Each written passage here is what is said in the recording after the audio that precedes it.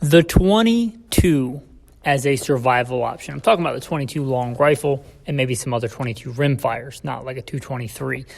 The 22 for survival. It's often talked about, often debated, sometimes hotly in the survivalist prepper community for good reason.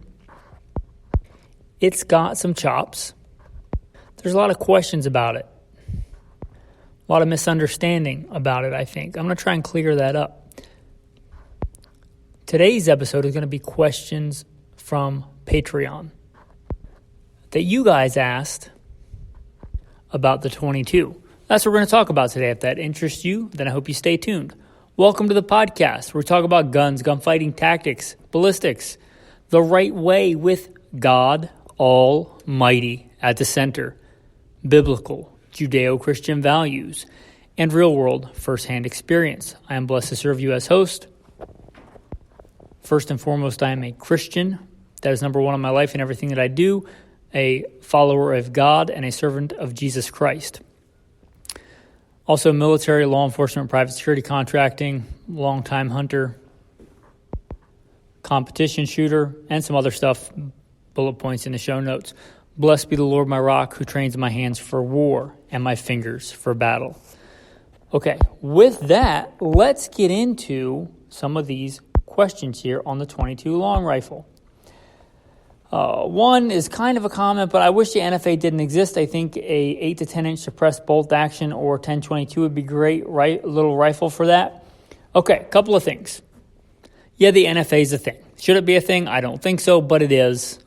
It seems kind of infringy when the Second Amendment says shall not be infringed. But either way, this is the world that we live in, right? But it's not that big a workaround to get a 1022 Charger. If you're not familiar, that's like the 1022 handgun version. Put a quote-unquote pistol brace on it, right? Then you pretty much have what you're describing. So you got that. You could go that route. But here's the thing, and you guys know I'm not the biggest fan of suppressors. There's a few suppressor questions in here. I'm not the biggest fan of suppressors, especially on a 22, because then I got to clean the thing. I like to shoot. I don't like to clean guns. I clean them when I have to. Cleaning a 22 suppressor is it's horrible if you shoot a lot. Anyway, and you don't really need to. I've talked about that and shooting quiet without a suppressor. Maybe I'll get into that in this episode. But if you are interested in how to shoot quiet legally without a suppressor, without spending $1,200, you can go look that episode up. Where was I? Oh, talking about an 8 to 10 inch kind of quasi SBR silence. Well, once you put a silencer on there, it's going to be the length of a rifle. If you, let's say, get a 10 inch and put a 6 inch suppressor on it, well, guess what? That's 16 inches. That's rifle length. So the easy solution to this would be get the Ruger made integrally suppressed 1022. If you're talking about survival, you probably already want the takedown. They make a takedown barrel that's integrally suppressed. You can just pop it on there. Then you have exactly what you're talking about. So, yeah, is the N.R.A. not great? Granted, but the things that you ask for, there's several different solutions. You just, it's one pull in a rotation, and you've got a suppressed barrel on your 1022 that's about the same length as if you cut it down and then screwed a suppressor on it. So kind of takes care of that problem. Let's see here. How well do shot loads do out of a long barrel of the 22? So if you're not familiar, they make these little shot capsules. Some have a crimp on the end. Some have like a little translucent capsule with very small shots, like number 12 shot or something, really tiny shot for a 22. I had some of these when I was a kid. How well do they work? Well, they work good for what they were intended for, which is pest control. They even made, I think Henry still makes one called the Garden Gun. It's a smooth bore 22 rifle. I think it was Mossberg back in the day. If you can find these, they had just a smooth barrel. They were like I forget if they were a bolt action or something else, but I think I've maybe seen one, but they exist. I've seen them. It's like a smooth bore, and then you have a screw-on extension that's rifled. If you think about kind of like a screw-in rifled choke for a shotgun, kind of a similar thing with a 22. So if you wanted to shoot regular ammo, you could, but it was mostly for this garden gun concept, for pest control, right? If you were shooting mice or rats in your shed or in your basement, you don't want a lot of damage. You don't want a lot of penetration. That's what it's meant for basically almost contact shots where you're getting really close. You got the rat in a corner, literally, and you shoot them with the rat shot, or it's commonly called rat shot, or a 22 shot capsule. And they work well for that, right? Because if you don't get them, you just shoot them again and again. Not a big deal. You're trying to get rid of rats and mice, maybe snakes, like snake in the head. Good for that at close range. And again, if it's in, under your house in your crawl space, you don't want a regular 22 round to go through it and into your main water line or, into your electrical system. So something with very little penetration, like number 12 shot out of a 22, that's what it's for, pest control. And for that, it works okay. If you think you're going to turn your Ruger 1022 into a little baby, skeet shooting thing to shoot birds out of the air, I don't think you're going to get close enough to any birds you want to eat to reliably do that. That's not what it's for. That's not what it was intended for. So for its intended purpose, it works well. If you think you're going to turn it into a baby trap shooting gun or a, clay pigeon gun or a bird hunting gun, no, that's not what it's for. It's not what it was intended for. I would not count on it to do that. And it may be borderline unethical to do so. So for what it was intended for, that shot works okay, I think. Let's see. Minimum velocity sufficient for 35 to 40 grain bullets without getting too weak unsuppressed. So I get the question. I understand the question you asked. I just don't think it makes logical sense. The reason you're shooting subsonic is, let me read this again, make sure I'm not. Minimum velocity sufficient for 35 to 40 grain bullet weight without getting too weak unsuppressed. So we're talking about the sound barrier. It's not exactly. It's a little bit more, and it depends on air density and humidity and a bunch of stuff. But roughly, a rough number to remember is 1,000 feet a second for the speed of sound, right? Mach 1, breaking the sound barrier. Why that's important is either suppressed or unsuppressed, you get that really loud crack when you're shooting. So I don't understand your minimum velocity thing. If you want to go unsuppressed and still be relatively quiet with a long barrel, which is absolutely doable, you're going to want as close to 1,000 feet a second as you can, right? If it's actually more like 1050, but let's say you're at 999, because 1,000 is an easy number to think about. If you're 999, perfect. Why would you drop less than that? So I would say as close to that without breaking it as possible. So I don't really understand what you're trying to ask there. Maybe I just don't understand the question. But if you're trying to go subsonic, get as close to the sound barrier as possible. You don't really get any quieter by going less than that. You can get quieter by less powder, but then you just use a smaller quantity of faster burning powder. That doesn't really have any direct correlation to velocity. And you're not hand loading the 22 long rifle anyway. So maybe I misunderstood that. If so, send me another message and clarify, because you're obviously already on Patreon. Good subsonic load that cycle in semi-autos for suppressed shooting? None. There's none that I can recommend. The 22s are finicky anyway. It's one of their big issues, why it wouldn't generally be my go-to for a go-to survival weapon. In a semi-auto, they can be fairly finicky anyway. 22 ammo, although it can be reliable, is generally nowhere near as reliable as centerfire ammo.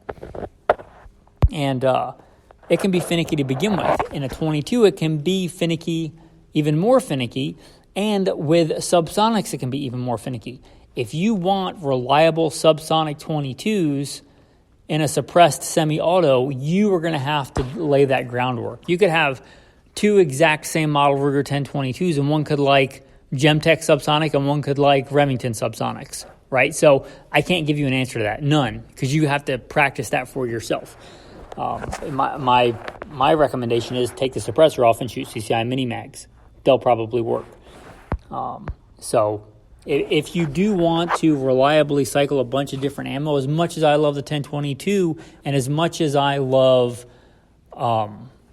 semi-autos and things like that, if you want to shoot a bunch of variety of weak ammo, you're probably better off, and I hardly ever recommend this, but you're probably better off with a lever action or a bolt action, because their reliability is not subject to the pressure or the power of the ammo, right? As long as it will cycle, it's kind of like a revolver. You can put, a 38 special as weak as you can get it as long as the bullet exits the barrel, or a super hot 357 Magnum, and they should be equally reliable in the gun unless some weird thing happens, like your cylinder's not right or something. But in general, they'll both be equally reliable because you, the operator, are cycling the mechanism.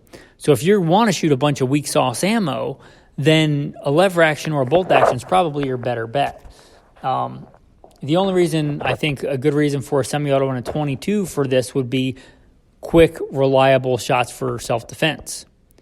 And if you're doing that, you probably don't want suppressed. I mean, I think you're asking too much of this, and you're giving up a lot to gain very little, in my opinion. You do what you want. Is it super fun? Is it super cool that you shoot steel with a suppressed 22? Clink, clink, clink, clink. Super fun, super cool. This is not the super fun plinking podcast. This is gunfighter life. So if you're asking my opinion on that, I think you're asking a bit much. If you want to do that, get a bunch. I mean, that's the great thing about 22, right? There's a bunch of different loads. So get 4 or 5 boxes, get your suppressor, and then shoot a bunch of different ammo through it and see if it's reliable. And when you find one that actually is reliable out of your Ruger 1022 suppressed, then stick with it. But as far as me just recommending one, I can't really do that. You're going to have to put the testing put forth in that. So just get a bunch of different loads of the subsonic and shoot it. And the other thing is, if you shoot a lot like I do, subsonics tend to be fairly spendy. And finding the one that works in your gun, that's going to be fairly spendy as well. Best 22 rounds for self-defense. Okay. This is it seems like a simple question, but it's not. Are we talking about through a handgun? Are we talking about through a revolver, through a semi-auto? Are we talking about, what are we talking about? We're talking about through a rifle. If we're talking about a rifle, we're talking about a 16-inch barrel or a 20-inch barrel. What are we talking about here? Are we talking about, again, a semi-auto, or are we talking about a revolver or a lever action? But I'm going to give you one easy recommendation. It's like your starting point to test. CCI mini mags. CCI mini mags, and I think it's 50-50 whether you want to go the 36 grain, I think they're 36 grain or 38 grain hollow points, the HPs, or if you want to go the 40 grain solids. CCI mini mags. Why? They're readily available. They're very good quality ammo. They've been around for decades. They're well proven. They tend to shoot pretty clean. They're copper washed and coated with that wax or whatever it is. So they tend to shoot fairly clean. You can probably get them at whatever, ranch supply store you normally go to, or Walmart or wherever. If you don't have those kind of stores, that's a pretty good indicator. You might not be living in the right place. But they're widely available. You can probably get them. You can probably afford to shoot them. They're not the most expensive ammo out there. They're not the cheapest ammo out there, but they're a good standard. There are rounds specifically tailored for self-defense. There are some rounds that are a little bit hotter. There are things like CCI Stingers, which are a little bit lighter. If memory serves correctly, like 32 grain. They have a little bit longer case, and you might decide to go with that. But I would test the CCI Mini Mag. That's a good one to recommend. The Stingers also, because a lot of times with a semi-auto, especially a handgun, for reliability, the hotter the better. So you might want to go with something like a Stinger. You might want to go with another really good one is the Aguila Super Extra. That'd be a good recommendation. The really not high end, but the more expensive self-defense tailored ammo like the Federal Punch and some things like that, you do your own research on that. I'm not saying those are not worth the money. If you're not going to shoot a lot and you're carrying a 22 for defense, you might want to spend the extra money. If you're going to shoot a lot, generally I'd recommend CCI Mini Mags. Again, I think it's 50-50 whether you want more expansion or penetration, go with the 40 grain solids or the 30-something grain hollow points. But that's a good recommendation if your gun likes them and assuming that you're going to shoot them out of those kind of firearms. Exotic 22 ammo. Really, we covered the snake shot or the rat shot, the shot shells. What else? They're blanks, but I mean, you just want to make noise. That's cool. For like a starter pistol or to make somebody think that you shot them, I guess. I don't. Then you got 22 tracers. Can't really think of a good use of those other than just having fun, maybe. I don't really know what other one. I guess you could consider segmented. And I think segmented, like CCI Mini Mags. I think CCI Mini Mag makes a segmented round. There's some other segmented rounds where the round splits up into smaller parts. I don't think I'd recommend them for defense against people, but for varmint hunting, yeah, think there's some real chops there. Like you're shooting prairie dogs, which is a thing that I really enjoy doing, helping out farmers, helping out ranchers, keeping a check on the black plague because they spread the black plague, the bubonic plague. I think for that, they're fantastic, right? If you want to do maximum damage on really small things, I think there's a lot of merit for that, like the segmenting rounds. So that's a good one. That's about all I can think of. I might be missing some exotic 22 ammo. I'm kind of just doing this, reading the questions here. High-end 22 ammo worth it? Are we talking, I assume you're talking about like the Wolf Olympic, the really high-end, really expensive match ammo. Is it worth it? Yeah, if you're competing in the Olympics. If you are doing competition shooting, and I cut my teeth at competition shooting on small bore. It was back then, it was 4-position small bore.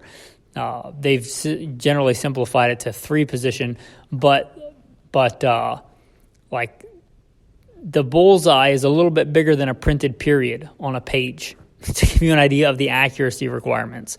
So if you're competing and 1 point could be the difference between first place and third place or second place or whatever, where every little bit counts, for sure. For sure that high-end match grade, like individually packaged and wrapped 22 ammo absolutely is worth it. If that's your livelihood, or if you're spending, thousands of dollars to travel across the country and compete in 22 long rifle competitions, absolutely it's worth it. Generally those, though, that's what they're for, or just to see how accurate your rifle can be. For most other things, I say no, they're probably not worth it. They're generally just moderate velocity, because for that you generally don't want to break that transonic barrier in general. And in general, it's just going to be a lead slug, like a solid lead slug, oftentimes not even coated with like copper or anything like that. Why? Because simpler is generally more accurate, because the simpler the bullet is constructed, the less can go wrong with it, right? So I wouldn't really recommend it for much else. And it's a lot more expensive than, I would say, regular ammo. So if you absolutely want crazy accuracy and you're competing, if your rifle is already crazy accurate, you're shooting a bolt action and shoots, they're absolutely worth it for that. That's what they're made for. But again, going back to like the snake shot thing, don't try and pretend that it's something it's not. It doesn't turn you into a super sniper with your 22. It just is going to give you a little bit better group if your gun actually likes it. It could shoot worse than CCI mini mags out of your 10-22. Your 10-22 might not even cycle it. It's generally not super, super powerful ammo. So is it worth it? Yes, if you're doing the thing that it was designed for. But, do I think you should be, if you're stockpiling 22 for the apocalypse, do I think you should get crates of match-grade Olympic ammo? Probably not. Animals practical to take with a 22. I'm going to change practical to ethical. In general, small game, right? And this might be controversial, right? But I would, and you can certainly take bigger animals. I know you can take coyotes with a 22, but it's not the most ethical choice for it. If it's what you have, and they're in the hen house and it's just what's by the door and you happen to shoot one, fine. I'm not going to call you unethical for that. If I'm going out to hunt coyotes, though, I'm not taking a 22 long rifle. I'm going to take something bigger. But generally medium small game. Fox at close range would be like what I'm maxing out at. Something like a possum, fine. Actually, coons, and I grew up, coon hunting. Coons can be pretty tough. They can be pretty tough animals. You can certainly kill them with a 22, but I think even that, I'd probably, if I were purposely going out to hunt coon, I would take something a little bit bigger. I might step up like a 22 Magnum. So that's where I think borderline ethical for that. Now, we're talking about survival. I'm not advocating that you go out and hunt deer with a 22 rimfire. If I were emaciated and starving to death and my wife was going to starve to death and the only opportunity I got was a 25-yard headshot on a doe with a 22 long rifle and I was going to die, would I take the shot? Yes, because preservation of life. How much more value are you than many sparrows, right? So yeah, in that situation where I was going to die, I would take the shot, and I think it probably would work. But in general, right, when I go to punch my deer tag, am I going to take a 22 long rifle? No, I'm not. Like, it's not. I don't think in normal times that's a good idea. If I was starving to death, it is what it is, right? But as far as normal, everyday, practical purposes, where would I kind of draw the line? It's that medium, small game. If it's pretty close country, real thick foresty type stuff, and I'm hunting fox, I think 22 is fine. 22 with a stinger or CCI mini mag, I would feel fine with that. Right? If I just happen to pop out the back door and actually I do have a chicken coop, although I don't have chickens. Maybe we'll get some this spring. But if I pop out in the chicken coop and there's a raccoon in there and that's just what I have, or a coyote, will I shoot it with a 22 because I already have the 22? Fine. But if I'm going out to hunt coyotes, which I like to do, am I bringing a 22? No, I am not bringing a 22. So it's kind of the line for me there. You draw your own conclusions. Typical action types, most and least practical. Okay, so it's a good question. And if we're talking about survival, I talk about the duality of survival. That is both putting meat on the table and protecting yourself, right? Those are kind of both important. If you take one of those off the table, then it gives a lot of flexibility. But if you're talking about defense, is 22 a lethal round? 22 is absolutely a lethal round. It's killed a lot of people. But don't pretend that it's a 9mm. Don't pretend that it's a 223. Don't pretend that it's a 30-06 or a 308. It's not any of those things. Be realistic. You're likely going to need several rounds. If it's for defense, I think your best option is a semi-auto, assuming you have ammunition that it likes, and you've tested that, but I think that's your better bet. But really something with a reasonable rate of fire. And this would include a lever action. Again, I don't generally recommend those, but for a 22, if you want to shoot a variety of ammo, it's a reasonable rate of fire. Something like a pump action. There are quite a few pump action 22s. Reasonable rate of fire. More flexible on ammo. Those have some merit. A bolt action. Great for hunting. A little bit slower rate of fire. If it was going to be my one gun, I probably wouldn't pick a bolt action, right? Because it's just slower if I had to use it for defense. If it's just for hunting, bolt action is one of the best, I think. They're fantastic. So those are my thoughts on those actions. Anything else, it would be a real specialty thing, and I would take it off the table unless, again, it's just if it's what you have, it's better than a sharp stick. But I wouldn't recommend you choosing a break open single shot for the apocalypse. You got one shot, and you got one shot of 22 at that. It's one of the reasons I don't generally recommend or like the over-unders, the combination guns. If it's just for going on a walk in the woods in normal times, grid up, and you're going on a canoe trip and you might want to shoot some small game, fine. But if it's going to be your one gun, yeah, you get two shots, but you get two shots. And one of those is a 22. So I'm not a big fan of those for action types. I would take those off the table. They're great for what they are. They're great if you want to teach a new shooter. They're great for if you just want a easy walk-in single shot. They're great if you want to challenge yourself hunting small game with a single shot. Same reason you might want to take a single shot centerfire to hunt deer or elk or whatever for the challenge. But survival is challenging enough. We don't need to make it more challenging by taking a single shot. So I would take those off the table for that, unless it's just what you have. But I think semi-auto is your best bet. Something like a Ruger 10/22.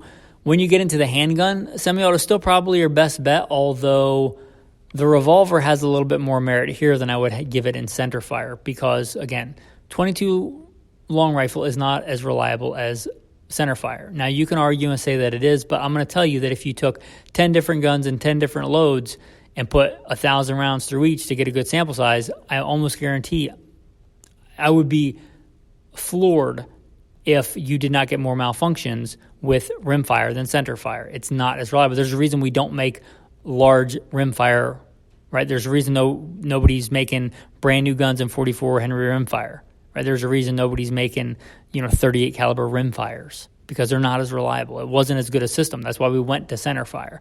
It's not as reliable.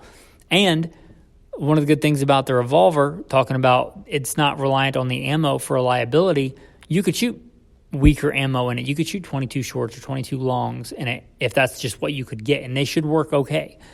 And if you have a misfire, which is one of the most common forms of malfunction in 22, you just pull the trigger again, and it puts a whole new round in the cylinder. Whereas with a semi-auto, if you get a misfire, you have to tap, roll, rack, or tap, rack, bang, whatever cool tactical acronym you want to apply to it, immediate action if the round doesn't fire. With a revolver, you just pull the trigger again, and you deal with that round later. So the revolver, I think, has some more merit in the 22. If you were picking a 22 handgun, it's light, it's handy.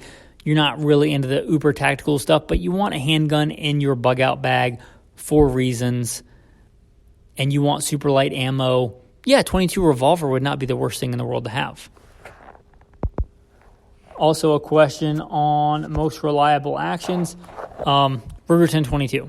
Ruger 1020, and I'm not a shill for Ruger, right? But Ruger makes some good stuff, and especially when it comes to 22s. They make some really good 22s. It's really easy for me to recommend the Ruger 1022, and it's really easy for me to recommend the Ruger Mark IVs. And the earlier generations are just a pain in the butt to clean, but they're also very good.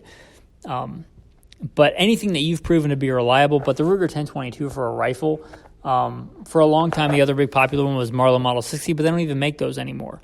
And again, going back to malfunctions in a rimfire, if I get a malfunction in a 1022, it's kind of like the AK. You clear all the malfunctions basically the same. You take the mag out, you run the action, you put the mag back in, you run the action. Pretty much the same as an AK. Pretty forgiving manual of arms there. With something like a Marlin Model 60 with a tube feed and really no open action, if you get a double feeder in a Marlin Model 60 in the middle of a shootout, that's a bad day. It's a bad day if you're in a shootout with anyway. It's a really bad day if you're in a shootout with a 22 long rifle, and it's really bad if you get a double feed in a tube fed gun. So if I'm reliability of action, 1022, it's the standard for a reason. You can get a Gucci version of a Ruger 1022. I'm not saying there aren't other reliable semi-auto 22s out there, but I mean, the 1022 is a standard, and it's earned that by decades of reliability. You might find one that's not reliable. You might find one that doesn't like a certain kind of ammo, but on a broad spectrum, in general, the Ruger 1022, that's it. Best ergos, that depends on you, right? Are you 6'7", or are you 5'4"? Those ergos are not the same. So the gun that fits you is not going to fit the little lady that's 5'4", or if you're the 5'4" guy, it's not going to fit the dudes that's 6'7". Just the ergos are going to depend on you and how do you shoot. Most reliable, accurate. Well, he says most reliable, accurate platforms. We covered that. If we're talking about accurate, again, going back to like your Olympic and shoots or something similar to that, your old Mossberg bolt action made for target shooting, those are crazy accurate guns. That's probably not what you're talking about for survival. Best sight options. I mean, if it's for survival, you know I'm big on having iron sights, backup iron sights.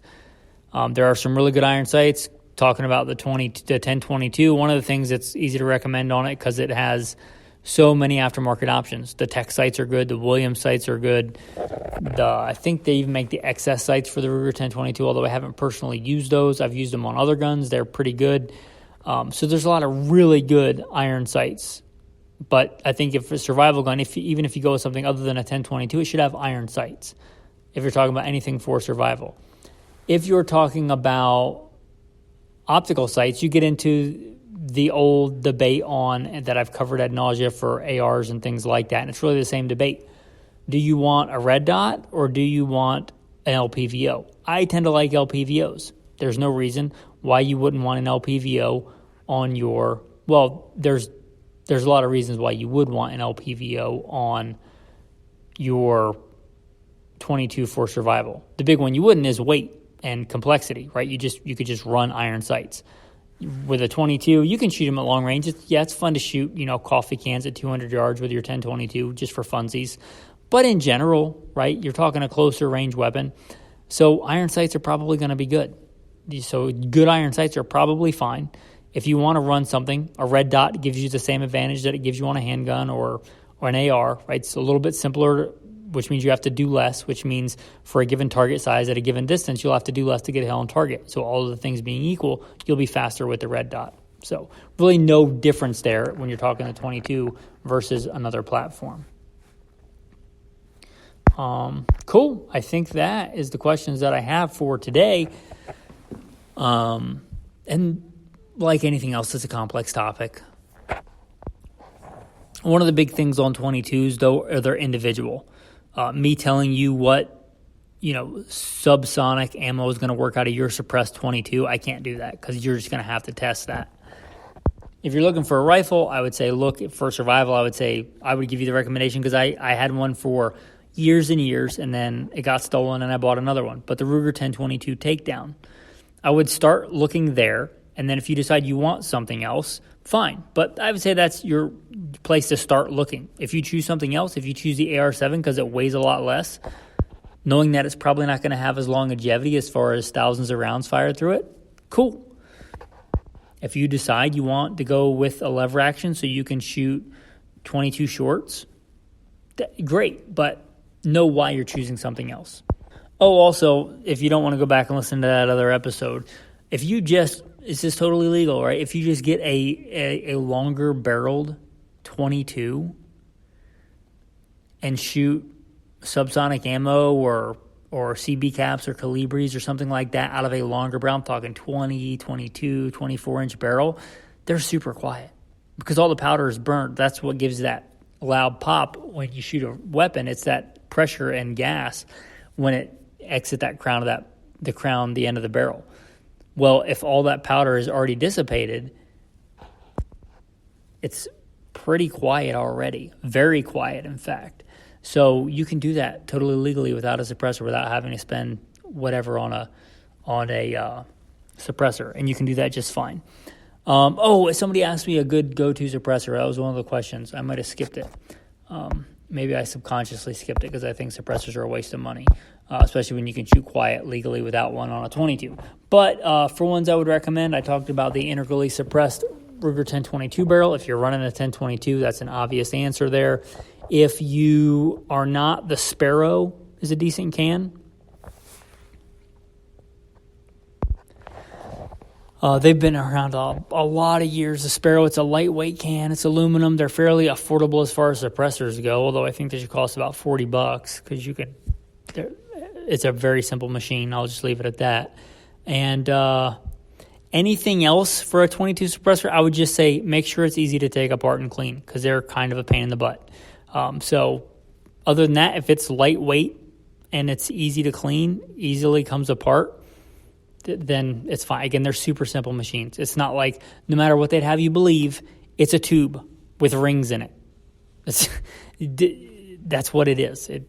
The one versus the other, okay. But really it's a very simple machine. It's a tube with rings in it, baffles in it. It doesn't make that much of a difference. I know, but if you're going to get a suppressor, get one that's cheap, get one that's on sale, that's a 22 suppressor that's lightweight and that's easy to clean. That's my advice on that. Again, the Sparrow is one that's been around a long time, easy for me to recommend, assuming they still make it. Okay, I think that'll wrap up this episode. Thanks, guys. Thanks for all that you do. Thank you to everybody that got on Patreon. A lot of times, even if you're not a paying member, you can go to Patreon, and whatever I have open for questions, like what do you guys want to hear about? Ask me questions about this theme. It's usually, I try and remember to make it open to everybody, paid members or not. So check out Patreon. And if you like this, right, as you could tell, I'm not supported by Big Suppressor or Big XYZ Camo Company. I refuse sponsors. Why? Because it makes you biased, and that's not good, right? You shall take no bribe, for a bribe blinds the eyes of the wise and twists the words of the righteous. You're not supposed to take bribes, and you can call getting free stuff and shilling for whatever company you want, but I don't think that's okay if I'm trying to give somebody an unbiased opinion. That said, if you want good, unbiased content without a bunch of cussing and without a bunch of blasphemy and stuff in it, you want to support a small, local, American, veteran business, all the buzzwords, right? Gluten-free, whatever. No dolphins were harmed in the making of this episode, all the buzzwords. If you want to support because you appreciate the content, then consider becoming a patron. You get a lot of cool insider-only content. Anyway, with that, I appreciate you guys. I appreciate all that you do. Thanks for listening, and have a blessed day.